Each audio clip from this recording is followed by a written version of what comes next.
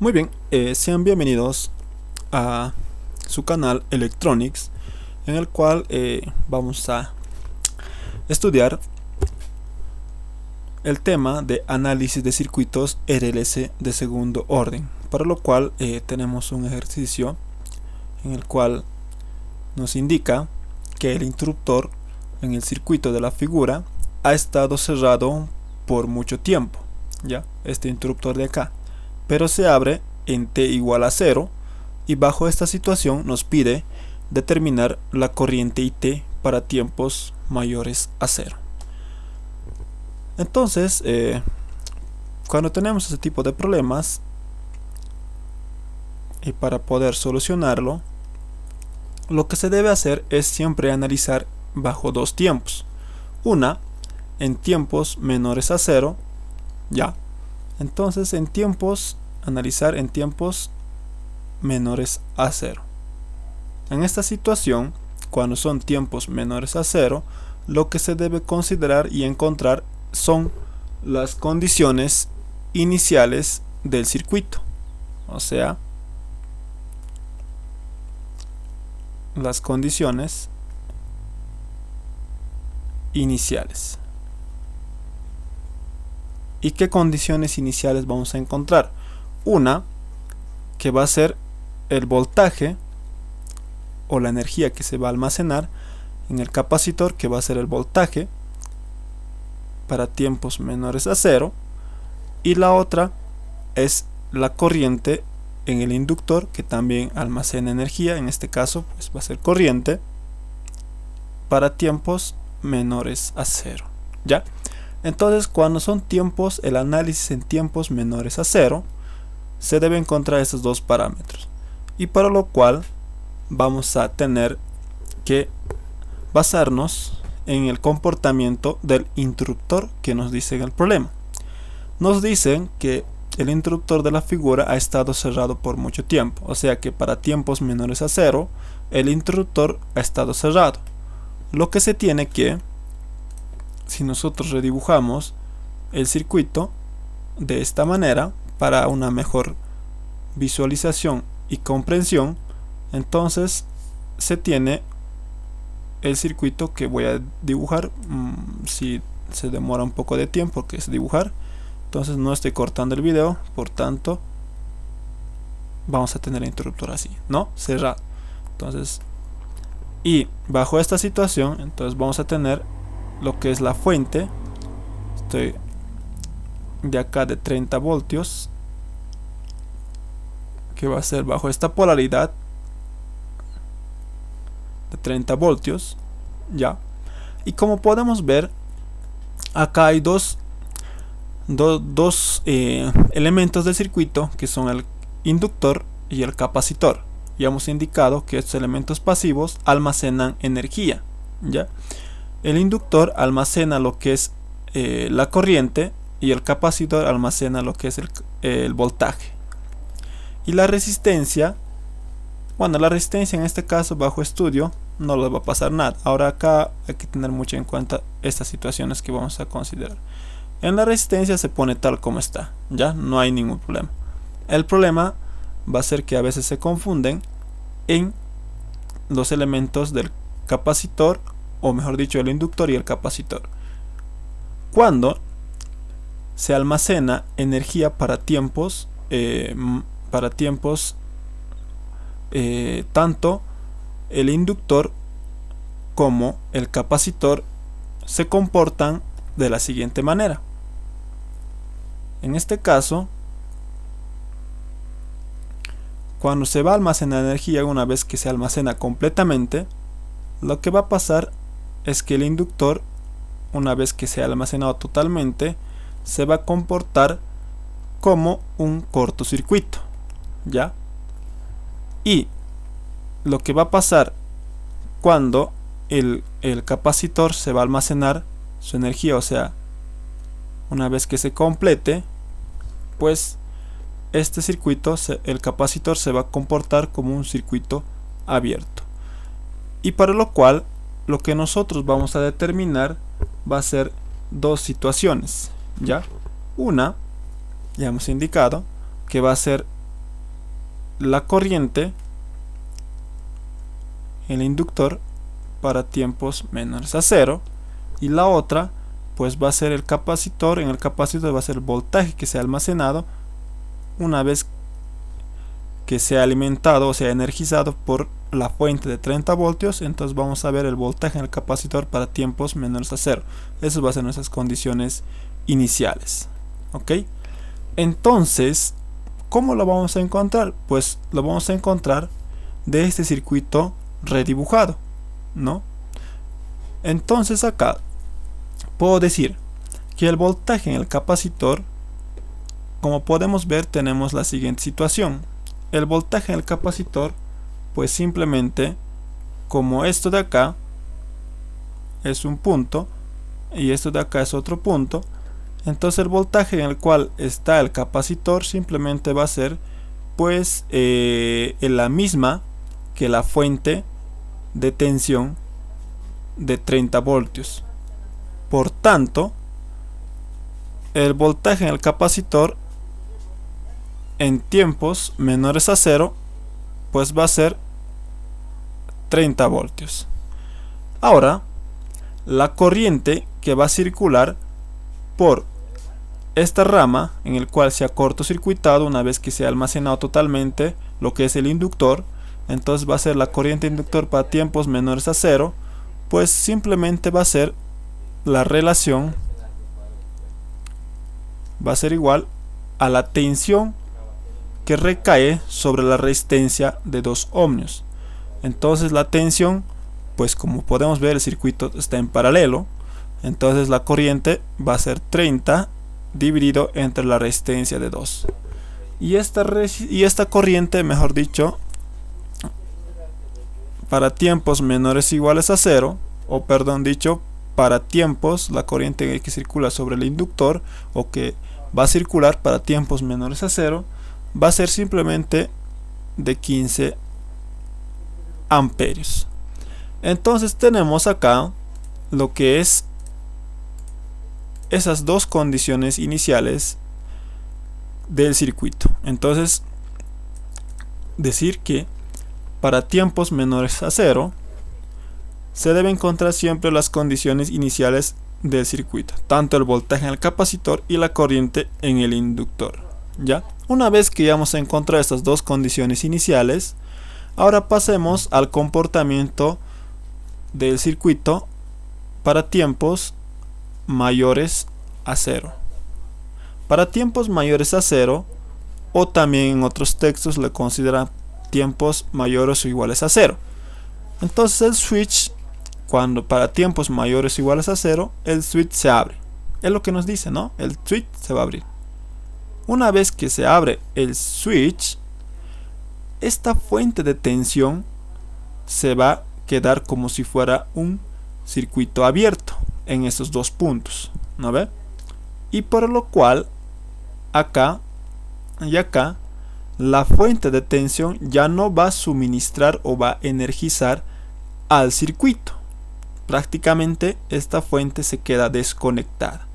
Ya, una vez que se desconecte lo que es la fuente, se puede ver que el circuito simplemente se queda de esta manera.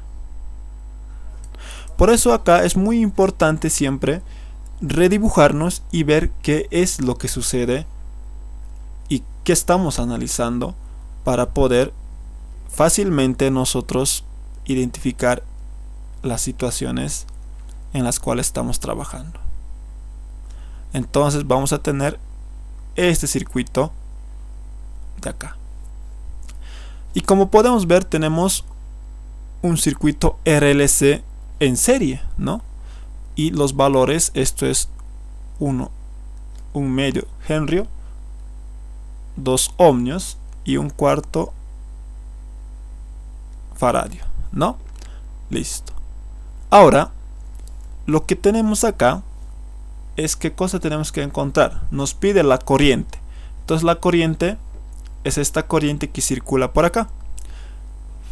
Entonces esta corriente va a ser esta, ¿no?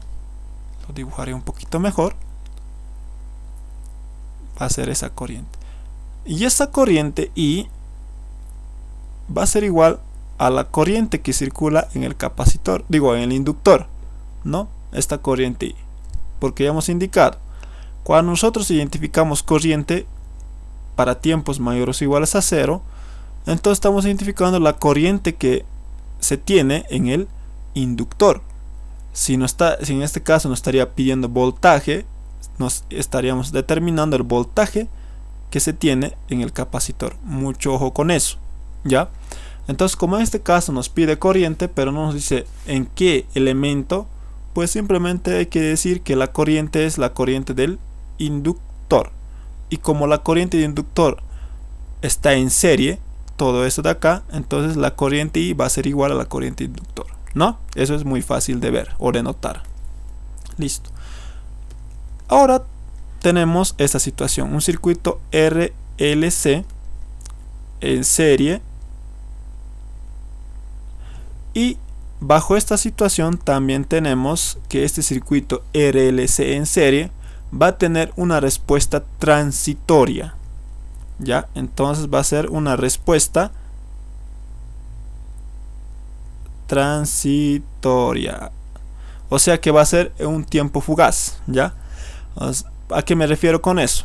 Hay dos tipos de respuestas, una respuesta forzada o respuesta escalón, y otra respuesta transitoria o respuesta natural, ¿no? Si no me equivoco, ¿ya? Cuando no se tiene una fuente, como en este caso, se conoce como una respuesta transitoria. Cuando se tiene una fuente en el cual va a estar suministrando constantemente al circuito y no va a dejar que se descargue o se disipe bajo elementos pasivos, como en este caso el inductor y el capacitor y el resistor, entonces se conoce como una respuesta completa o una respuesta forzada, ¿ya? Pero si es caso no tienen una fuente, entonces simplemente se conoce como una respuesta transitoria, porque los elementos pues simplemente lo van a consumir, ¿no? Muy bien. Entonces solamente va a existir esa tensión por un periodo de tiempo, nada más, ¿no? Por eso es una respuesta transitoria, ¿ya? Si fuera, repito, si fuera acá, en este caso estuviera conectado a algún tipo de fuente, sea fuente de tensión o fuente de corriente, sería una respuesta completa forzada, ¿ya? Eso hay que identificar muy bien.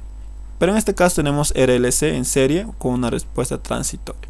Una vez que ya tenemos ya conocemos que es un circuito RLC serie conocido, podemos encontrar lo siguiente, es encontrar lo que es tanto lo que es alfa, que el alfa se conoce como una frecuencia de Neper, o el coeficiente de amortiguamiento exponencial, lo conocen en el texto, ¿no?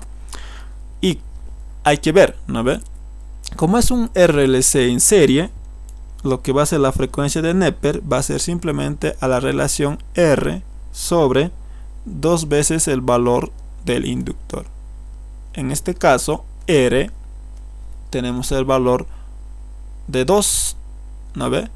Dividido entre 2 por el valor del inductor, que es 1 medio, ¿no? Bueno, acá está fallando un poco el lápiz, y esto va a ser igual a 1 medio. Y de acá simplifico, acá me queda que la frecuencia de Neper o el coeficiente de amortiguamiento exponencial va a ser simplemente 2, ¿no? Ese nos da el valor, ¿ok? Y lo otro que debemos de encontrar, y ojo, dato chicos, que no cambia, no importa que sea paralelo o serie, ya, esto no cambia. Entonces esto va a ser la raíz de 1 sobre el valor del inductor por el valor del capacitor. Y de acá tenemos lo siguiente, ¿no? El valor tanto del inductor, que es 1 medio, multiplicado por el valor del capacitor, que es 1/4. Y esto es la frecuencia angular, ya, o la frecuencia resonante se conoce. Esto nos va a dar que va a ser igual a 2 raíz de 2, y esto es radianes sobre segundos. Listo, ¿no? Esto sería. Listo. Una vez que tenemos tanto la frecuencia de Neper y la frecuencia angular, lo que se debe hacer es bajo qué respuesta ahora estamos con estos dos datos que nos ha proporcionado. Recordar que cuando se trata de circuitos RLC de segundo orden, hay tres tipos de respuestas que nos puede arrojar, ¿no? Una que es una respuesta sobreamortiguada, se tiene una condición para ello, y la otra es respuesta críticamente amortiguada, que también se tiene una condición para ello, ¿no?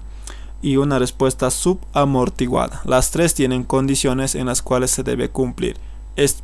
¿Y cómo se debe conocer esas condiciones? Con estos dos datos que nosotros ya hemos calculado.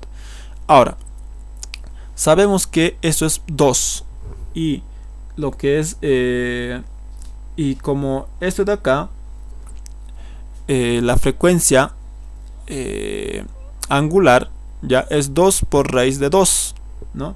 Y este 2 por raíz de 2 para nosotros, un momentito, a ver, es aproximadamente 2.82. Ya, esto que lo pondremos es 2.82. Entonces acá la frecuencia de Neper es menor que la frecuencia angular. Por tanto, acá vamos a decir que la condición en la cual yo estoy trabajando es que la frecuencia de Neper es menor a la frecuencia angular. Cuando se tiene esta condición o esta consideración, nosotros vamos a trabajar bajo una respuesta subamortiguada. Entonces acá la respuesta que nosotros, perdón, el lápiz está un poquito fallándonos. Entonces acá va a ser una respuesta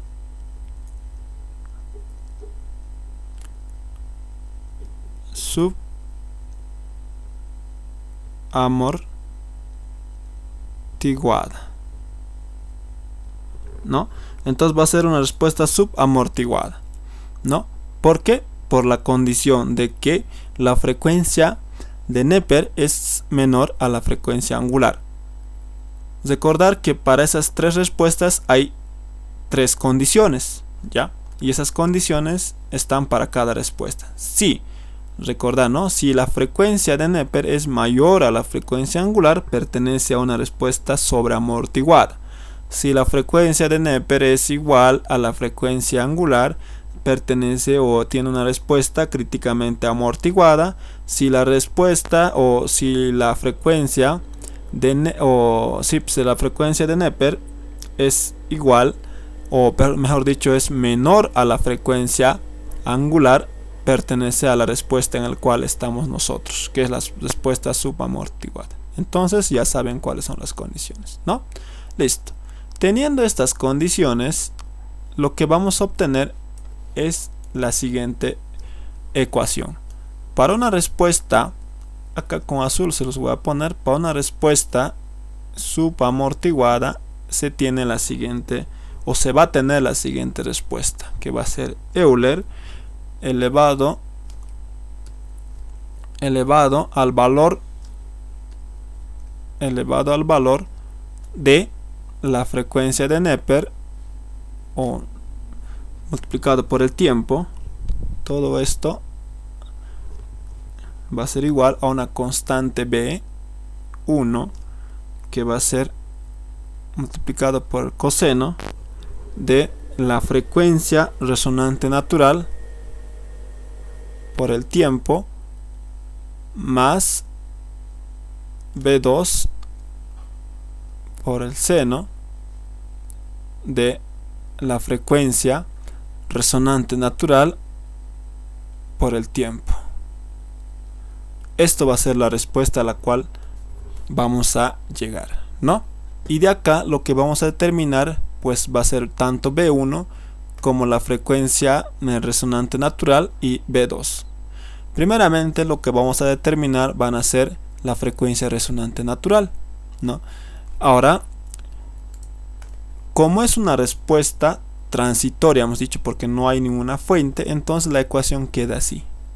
Pero si fuera una respuesta escalón o una respuesta forzada, acá habría el valor de una fuente de corriente o una fuente de tensión, dependiendo del tipo de respuesta que nosotros queremos. Si va a ser voltaje, acá tendría que tener, si hubiese una fuente de tensión que estaría alimentando al circuito, entonces una fuente de tensión para que sea forzada, ¿no?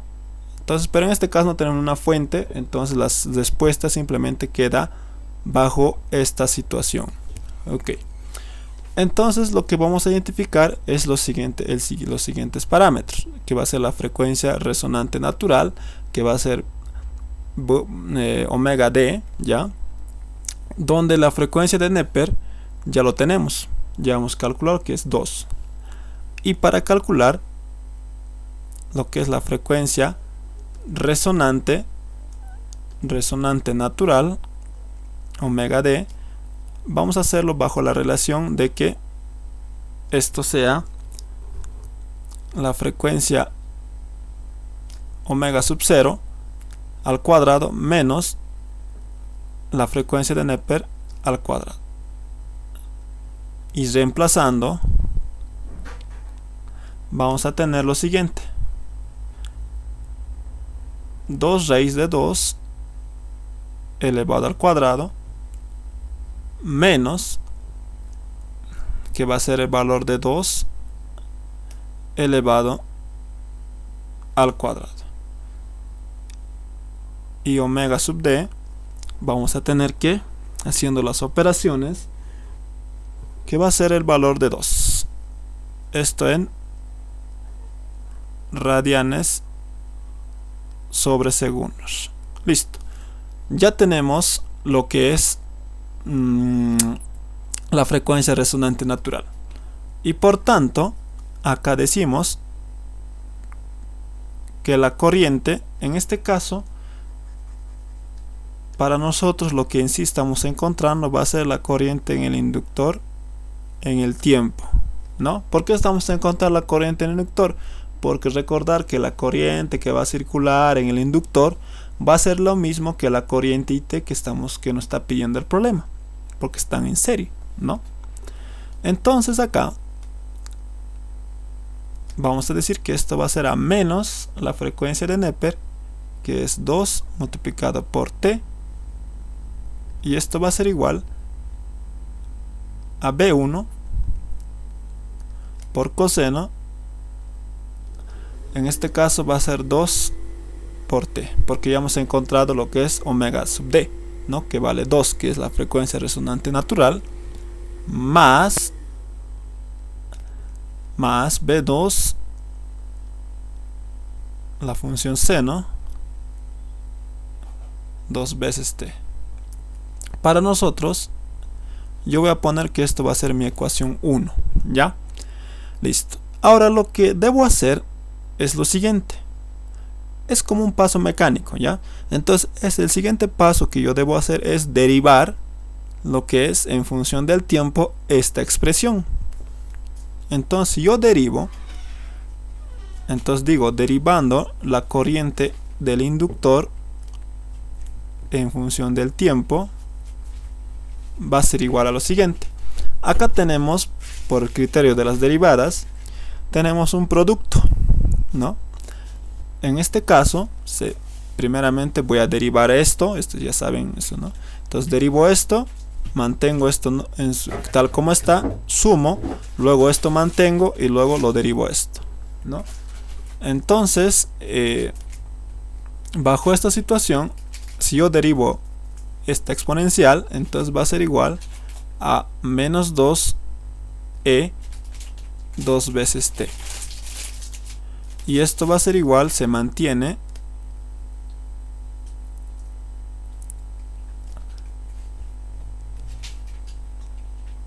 esto baja tal como está, ¿no? Listo. Y lo siguiente que hago es simplemente hacer la adición, y en este caso ahora yo debo derivar esta parte de acá, y esto debo mantenerla tal como está. Eso es por el criterio de las derivadas. Simplemente esto va a ser 2 veces t. Si yo derivo esta expresión, simplemente va a ser esto. Derivada de coseno es menos seno, y como tenemos acá por el argumento que esto va a salir 2, ¿no? Entonces acá pues simplemente va a ser menos 2 b1 por el seno de 2 veces t. Listo. Y hacemos lo mismo para el otro lado. Entonces va a ser igual a más la derivada de seno es coseno positivo, entonces el argumento sale y 2 b2, aquí estoy mal, ¿no? Si es la derivada es el coseno. Coseno 2 veces t. Listo. Entonces acá tengo la segunda ecuación. Ahora lo siguiente que yo debo hacer es relacionar, ¿ya? ¿Cómo lo voy a relacionar? Pues nosotros sabemos que el voltaje en el inductor va a ser igual al valor del inductor multiplicado por la variación de corriente a través del tiempo que pasa por el inductor. Entonces esto no es más que la derivada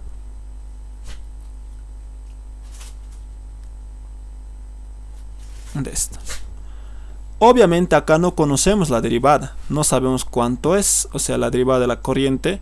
En este caso el valor de la derivada de la corriente IL en función del tiempo no sabemos cuánto es, pero bajo esta relación que nos indica que el voltaje en el inductor es igual al valor del inductor por la derivada de la corriente en el inductor en función del tiempo, ya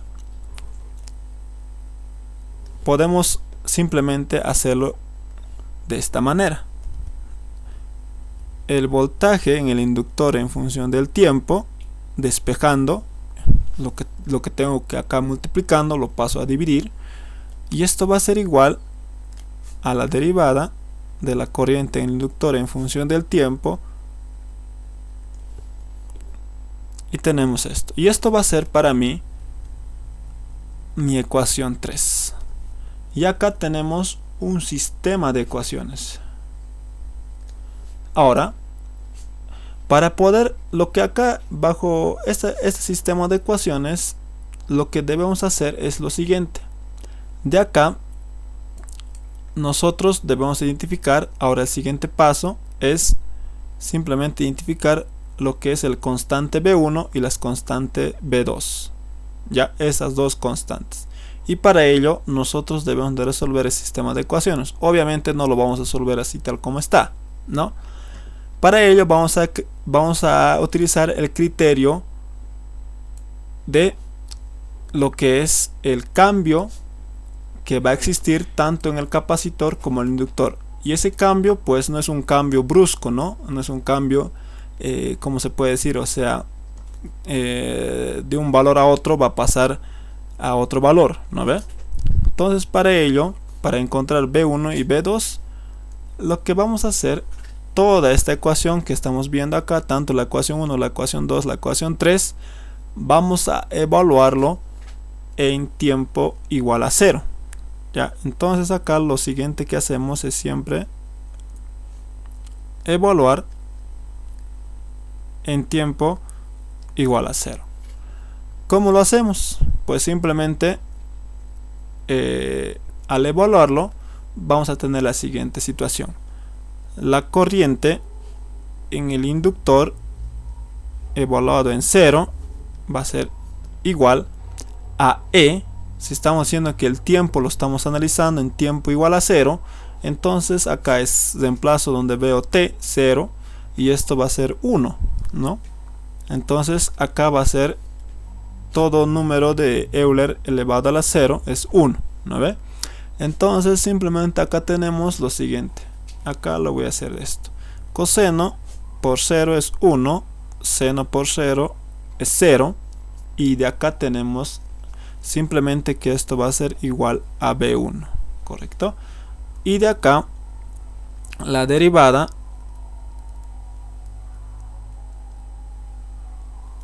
en tiempo igual a 0 va a ser igual a ¿qué? Va a ser igual a, en este caso, esto de acá es 1, esto de acá es 0. Si estamos evaluando toda esta ecuación, la ecuación 1, 2 y 3 en tiempo igual a 0, entonces va a ser 0 y esto va a ser 1. Y de acá, todo número de Euler elevado a 0 es siempre 1. Y acá lo mismo, es 1, ¿no? Y de acá vamos a tener lo siguiente, que va a ser 2 veces B1.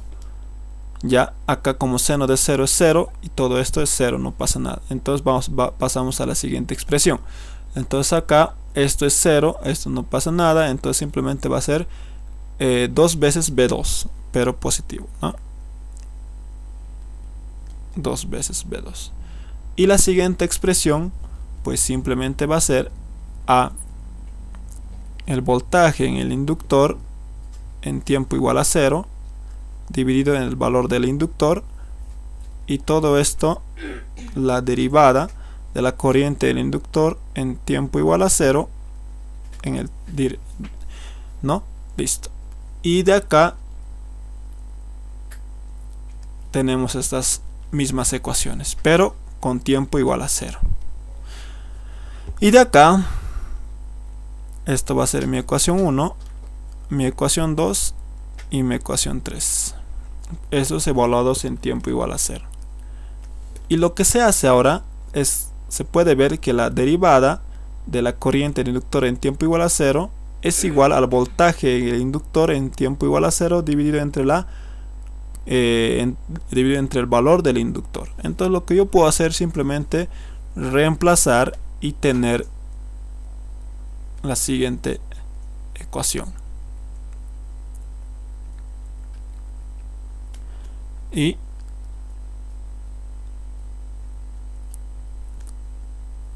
dos veces B1 más 2 veces B2. Listo. Ahora lo que yo voy a hacer es simplemente resolver estas dos ecuaciones. ¿Y cómo lo hago? ¿De dónde obtengo la corriente inductor en tiempo igual a 0? ¿Y de dónde obtengo el voltaje del inductor en tiempo igual a 0? Porque el valor del inductor yo ya lo tengo dato, ¿no? Eso es dato del valor en el cual yo estoy trabajando de ese elemento, que es 1 sobre 2 Henry. Entonces lo que yo debo encontrar es estas dos, tanto la corriente inductor y el voltaje del inductor. La corriente en el inductor vamos a obtenerlo del siguiente criterio. La corriente del inductor en tiempo igual a 0 va a ser igual a la corriente del inductor en tiempos menores a 0, y va a ser igual en tiempos mayores a 0. Esto nos indica, como ya hemos indicado al principio, que la corriente que se almacena en la bobina o en el inductor no puede sufrir un cambio inmediato, un cambio brusco, pasar digamos de 3 amperios a luego después pasarlo a 5 amperios o después pasarlo a 0 amperios. No es así, no trabaja así, ¿no? Porque el inductor no responde a cambios bruscos. Ya lo que pasa es que en tiempos más o menos iguales, ya estos valores se van a mantener aproximadamente cercanos o iguales. Por tanto, nosotros podemos considerar esta situación, que la corriente inductor en tiempo igual a 0 va a ser igual para un instante de la corriente inductor para tiempos menores a 0, o va a ser igual a la corriente inductor para tiempos un poquito mayores a 0. Por tanto, esta corriente inductor yo puedo obtenerlo bajo el valor que yo había calculado anteriormente de las condiciones iniciales, que nos indicaba que la corriente en el inductor para tiempos menores a 0 era de 15 amperios. Entonces yo tranquilamente puedo reemplazarlo y decir que esto va a ser 15 amperios. ¿Ok? Pero el voltaje en el inductor para tiempos iguales a 0, si bien va a ser igual a la misma consideración que hemos establecido, pero no lo hemos obtenido y acá no tenemos eso de las condiciones iniciales. Si bien tenemos el voltaje en el capacitor, pero esto es el voltaje en el capacitor para tiempos menores a 0, no es el voltaje en el inductor para tiempos menores a 0, o sea, no lo tenemos. ¿Y cómo lo vamos a obtener ahora el voltaje del inductor para tiempos iguales a 0?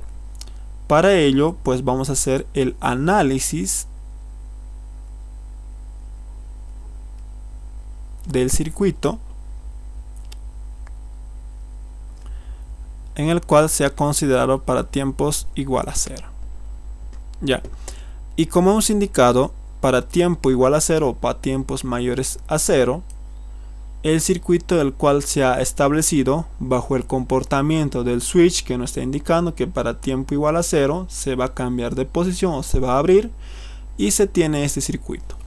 Entonces yo voy a copiar este circuito porque en este circuito es el que vamos a encontrar, o de este circuito es el que vamos a encontrar ese voltaje en el capacitor. Entonces lo voy a copiar y vamos a analizar en esa situación. Esto de acá yo lo voy a borrar y lo que yo quiero encontrar es esta situación. Es el voltaje, el inductor en tiempo igual a 0, y acá seguramente encontraré el voltaje en el resistor igual a 0, y acá el voltaje en el capacitor igual a 0. Ok, listo. De acá que yo tengo, de acá también conozco que hay una corriente de inductor que circula en tiempo igual a 0, ¿no? Muy bien, entonces acá yo puedo encontrar el voltaje del inductor simplemente haciendo lo que es la evaluación a través de la ley de voltajes de Kirchhoff. Y la ley de voltajes de Kirchhoff a mí me indica que menos el voltaje del capacitor igual a 0 más el voltaje en el inductor igual a 0 más el voltaje en el resistor igual a 0. Todo esto, o mejor dicho, en tiempo 0, no es igual a 0, ¿ya? O sea, voltaje en el capacitor en tiempo 0, voltaje en el inductor en tiempo 0, voltaje en el resistor en tiempo 0, y todo esto lo igualamos a 0. Y lo que yo quiero obtener de esta situación es el voltaje ¿en qué? En el inductor. Ya está, ¿no? El voltaje en el inductor, y de ahí despejo, y simplemente va a ser el voltaje en el capacitor menos el voltaje en el resistor en tiempos igual a 0. De acá yo ya sé cuánto vale el voltaje del capacitor, que era cuánto valía eso. Acá en condiciones iniciales yo lo he encontrado que era 30 voltios. ¿Por qué estoy poniendo ahí? Porque ya hemos indicado bajo estas mismas situaciones, tanto en el inductor como en el capacitor se comportan de la misma manera, que la corriente del inductor para tiempos menores o iguales a 0 es el mismo, y el voltaje en el capacitor para tiempos menores o iguales a 0 es el mismo o aproximadamente igual, pero podemos considerarlo para simplicidad del problema bajo esa consideración que va a ser igual, ¿no? Entonces acá yo ya digo que esto va a ser 30 voltios menos, ahora yo debo encontrar lo que es el voltaje en el resistor. En el resistor para tiempos iguales a 0, pues yo voy a entender que esta corriente de inductor, como está en serie, pues va a ser la misma corriente que va a circular sobre esta, la resistencia de 2 amperios. Entonces va a ser igual a la corriente, ¿cuánto era? Era de 15 amperios multiplicado por el valor de 2. Y entonces acá el voltaje en el inductor pues simplemente va a ser 0. No siempre puede ser 0, ¿ya? Puede ser distinto de 0, puede ser algún valor X. Ahora, pero en este caso nos ha salido que el voltaje en el inductor es igual a 0. Bajo esta situación yo ya tengo acá tanto la corriente en el inductor evaluada en tiempo igual a 0, tanto el voltaje en el inductor evaluado en tiempo igual a 0, ¿no? Puedo reemplazar y resolver el sistema tranquilamente. Entonces acá voy a decir que esto va a ser igual a ¿qué? Esto es a 15 igual a B1, y esto de acá va a ser igual a 0, porque 0 dividido entre el valor del inductor y va a ser sigue siendo 0, ¿no? 2 veces B1 más 2 veces B2. Entonces, de esta situación, yo sé que B1 es igual a 15 y B2 simplemente reemplazo sobre B1 y haciendo las operaciones respectivas me sale también que esto va a ser igual a lo que es 15, ¿no? Entonces de acá yo ya tengo lo que es las constantes B1 y B2, y lo que yo quería obtener pues es esta corriente en el inductor, ¿no ve? Entonces simplemente yo digo, ahora como ya tengo las constantes, lo reemplazo en acá y me quedaría la respuesta que yo estoy buscando, que la corriente en el inductor va a ser igual a la corriente I que me está pidiendo calcular. Entonces acá va a ser simplemente Euler elevado a lo que es la frecuencia de Neper. ¿Cuánto era eso? Era 2t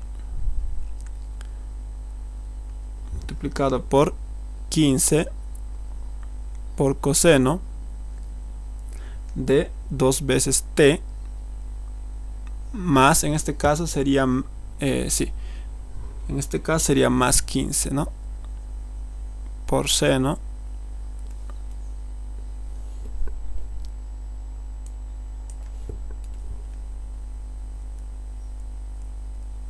dos veces t.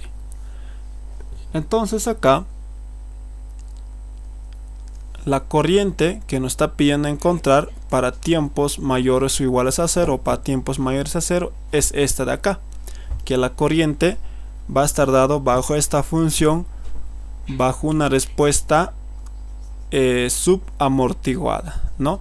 En este caso se puede entender que la respuesta es una respuesta subamortiguada transitoria, ya, porque esto va a estar dado por un breve periodo de tiempo, ¿no?